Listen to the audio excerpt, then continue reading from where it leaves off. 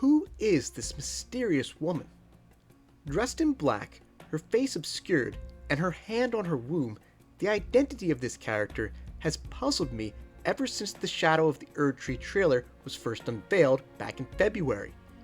While it is entirely possible that she's a completely new character who we have yet to learn about, based on what we know right now, I think that this might be a young Marika, long before she became a god.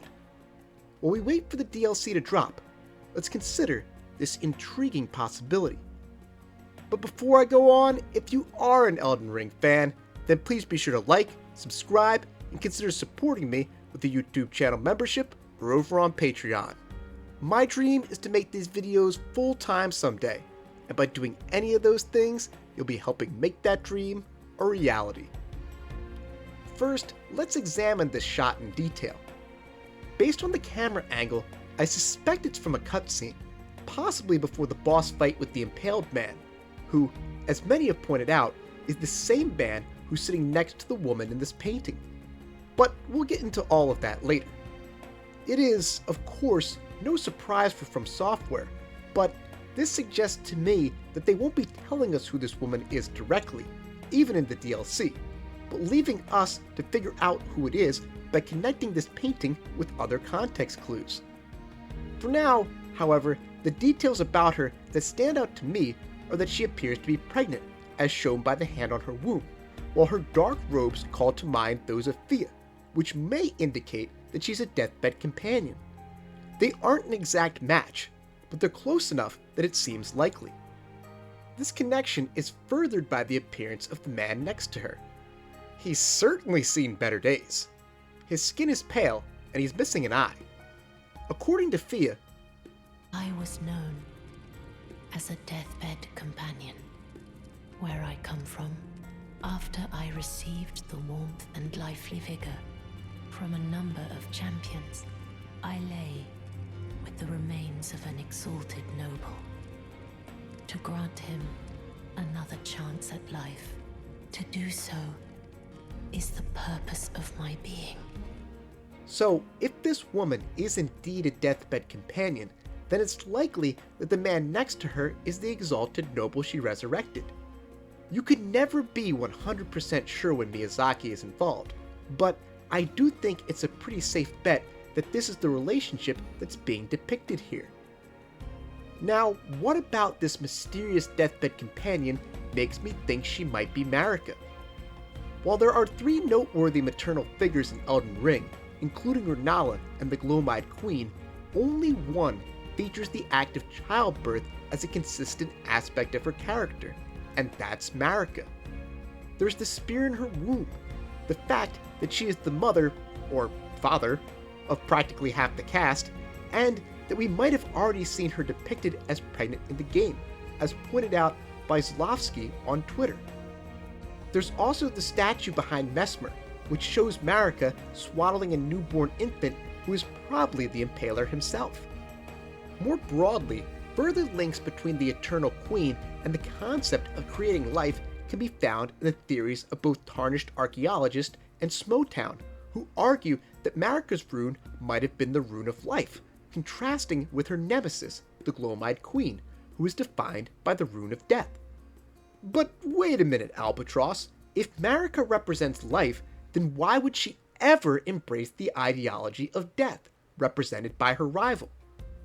Well, it's important to note that the idea of death as espoused by Deathbed Companions and destined death are 2 very different things. Destined death represents a true end for either the body or the soul, as described in the story of Godwyn, Ranni, and as shown by the mausoleums containing the soulless demigods. Deathbed Companions, on the other hand, are all about the concept of life in death, as demonstrated by the mending rune of the Death Prince, which reads, Rune gestated by Fia, the Deathbed Companion, used to restore the fractured Elden Ring when brandished by the Elden Lord. Formed the 2 Hallowbrand half-wheels combined, it will embed the principle of life within death into order. The Golden Order was created by confining destined death. Thus, this new order will be one of death restored. My interpretation of this is that in the age of the Duskborn, death will be back on the menu. But it won't be final. It won't be the true and ultimate end, because life in death will not only be possible, but a welcome thing. Again, the purpose of a Deathbed Companion is to give a deceased noble another chance at life. So, in truth, Deathbed Companions don't represent death so much as they represent resurrection, the opportunity to walk the world once more. So the idea of Marika starting out as a Deathbed Companion would be very much in line with her character. Perhaps she was so good at reviving the exalted dead that she, over time, came to be known for her life-giving prowess, and in turn laid claim to the Rune of Life. There are several visual links between Marika and Deathbed Companions as well. Throughout the game, getting a hug from Thea will grant the player a Baldaquin's blessing. A Baldaquin, of course, is best described as a ceremonial canopy of fabric over a doorway, and we see several of them in-game, each one connected to Marika. There's the Baldaquin in her bedchamber, and the Baldaquin that dominates the skybox of the Lands of Shadow. As stated by the poem that accompanies the DLC, the Lands of Shadow have been obscured by the Erdtree, which implies that Marika is responsible for hiding this forgotten region.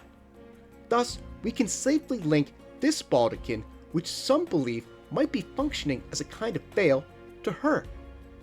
And in Roundtable Hold, where Hugh is working on a weapon to slay a god, a task that it seems was given to him by the Eternal Queen herself, we can see a sort of Baldaquin on the sides of the Grace on the Table of Lost Grace. So we have 3 different visual Baldaquins in game, all of them with links to Marika. From Software is never lazy with its imagery, especially about something as important as this, so there must be some kind of connection between these Baldaquins and the Baldaquins of the Deathbed Companions, which only increases the likelihood that Marika was once a member of their order. Now, if I'm right, and this is Marika, then who is the impaled man? Well, if Marika was a Deathbed Companion, then this is, as mentioned earlier, a noble she revived. But why is he impaled? Why is he, ages after the Lands of Shadow were disconnected from the lands between, still suffering such a gruesome fate? Well, to me, this sure looks personal. To continue to torture someone to this extent for so long suggests he did something unforgivable, and there are few things more personal and more unforgivable than betrayal. As others have pointed out, the instrument inside his body resembles the candle tree symbol.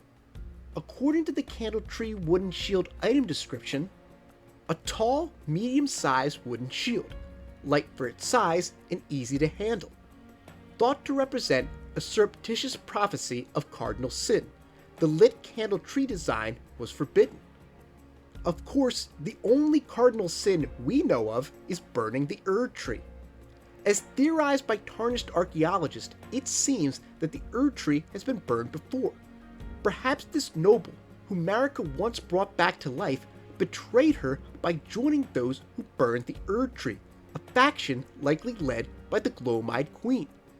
And after the defeat of his new queen, Marika ordered Mesmer to impale this traitor on the candle tree symbol so no one could ever forget his crime. Marika is known to make examples of those who oppose her, like with the last giant, who she left behind to guard the forge of the fell god. I guess you could make the argument that the same is true with the corpse of Grandsax, but I think it's far more likely that she just got lazy on that one. Besides, I can't imagine it's easy to clean up the remains of a gigantic stone dragon. Something else that's worth mentioning is that the way the candle tree symbol, if that's what it is inside of his body calls to mind the way the Elden Ring is housed inside of Marika's body. To me, this only heightens the fitting nature of his punishment. He tried to rebel against Marika, the vessel of the Elden Ring, and now he will be forced to serve as the vessel of the candle tree.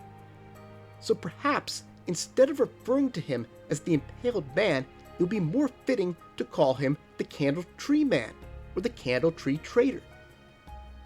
So, in summary, due to the frequency with which Marika is depicted as pregnant or connected to the act of childbirth, the link between her life-giving reputation and the act of resurrecting nobles, and the Baldekin motif she shares with Thea, I think it's possible that this deathbed companion is a young Queen Marika. And as for the man next to her, I suspect that it's one of the noblemen she revived, who, in the war that ravaged the lands of Shadow, betrayed Marika by siding with those who rebelled against her, rebels that adopted the candle tree as their symbol. And as punishment for his crime, he was impaled on this symbol in a cruel mockery of the Elden Ring. But that's just my theory. Who do you think this woman is? And what about the man beside her? I'd love to hear your thoughts down in the comments. Thanks for watching. Huge thanks to Alex Roe, who allows all of us Soulsborne YouTubers to use his amazing remixes for our videos. To check out all of his music, just follow the link down below in the description box.